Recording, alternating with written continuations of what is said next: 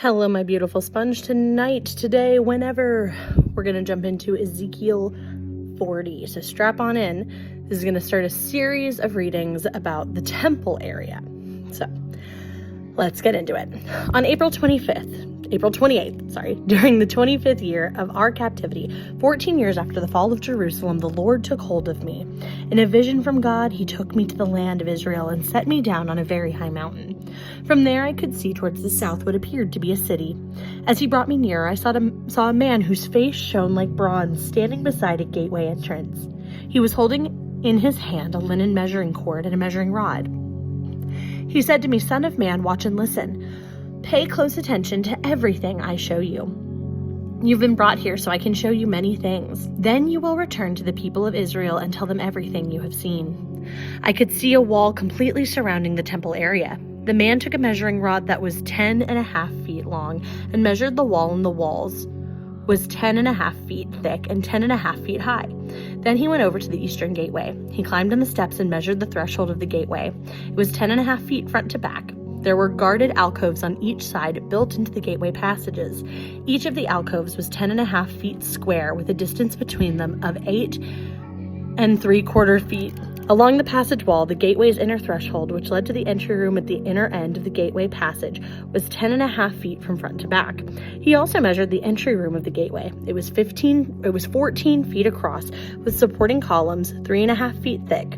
This entry room was at the inner end of the gateway structure facing towards the temple. There were 3 guard alcoves on each side of the gateway passage. Each had the same measurements, and the dividing walls separating them were also identical.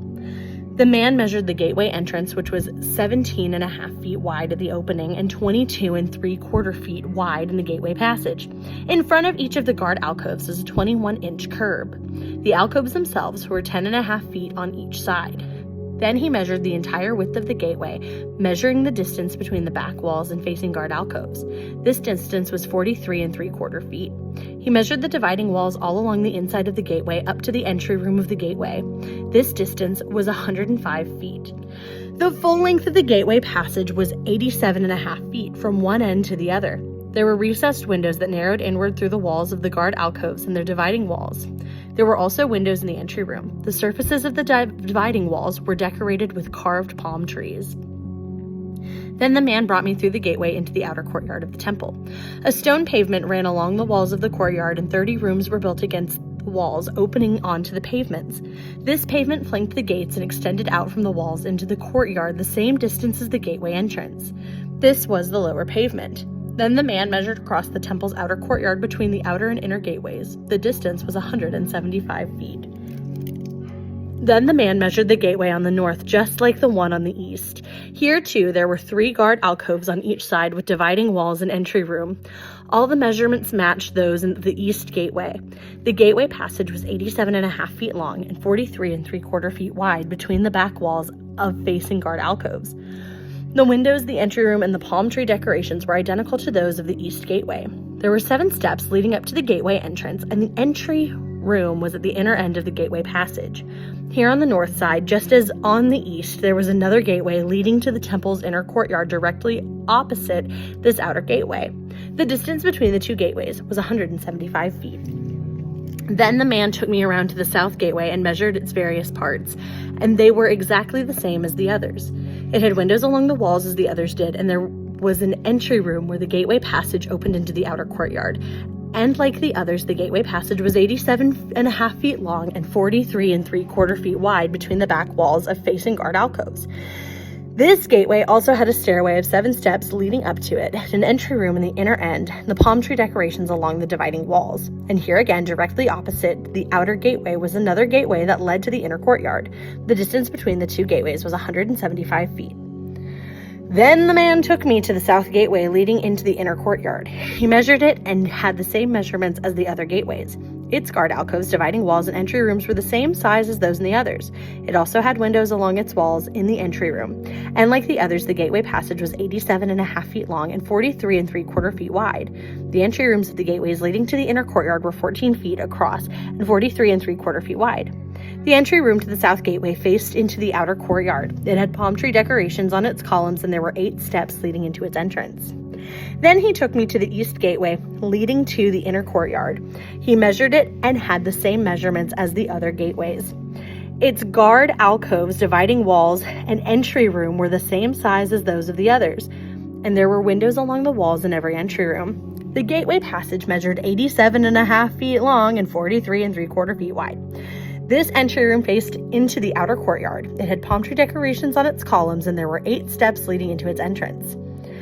Then he took me around to the north gateway leading to the inner courtyard. He measured it and had the same measurements as the other gateways. The guard alcove, dividing walls, and entry room of the gateway had the same measurements as the others and the same window arrangements. The gateway passage measured 87.5 feet long and 43.75 feet wide.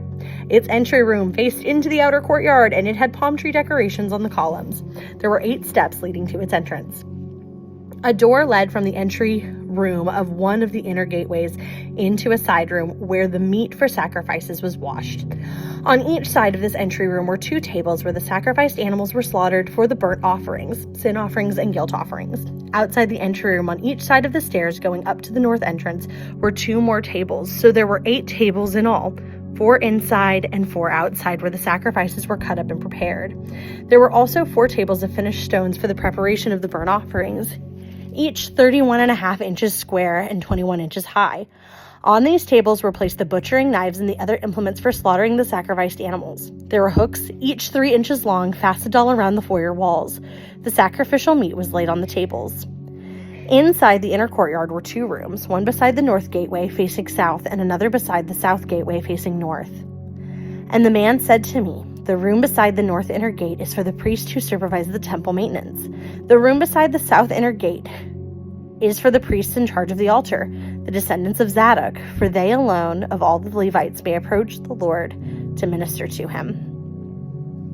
Then the man measured the inner courtyard, and it was a square, 175 feet wide and 175 feet across. The altar stood in the courtyard in front of the temple. Then he brought me to the entry room of the temple. He measured the walls on either side of the opening to the entry room, and they were 8.75 feet thick. The entrance itself was 24.5 feet wide, and the walls on each side of the entrance were the additional 5.25 feet long. The entry room was 35 feet wide and 21 feet deep. There were 10 steps leading up to it with a column on each side. Tune in tomorrow for more measurements. I have to remember that all scripture is profitable for teaching, but sometimes it doesn't quite feel like it. So I hope you have a wonderful whatever the time of day you're having, and if you're also feeling like this is dry, you are in good company.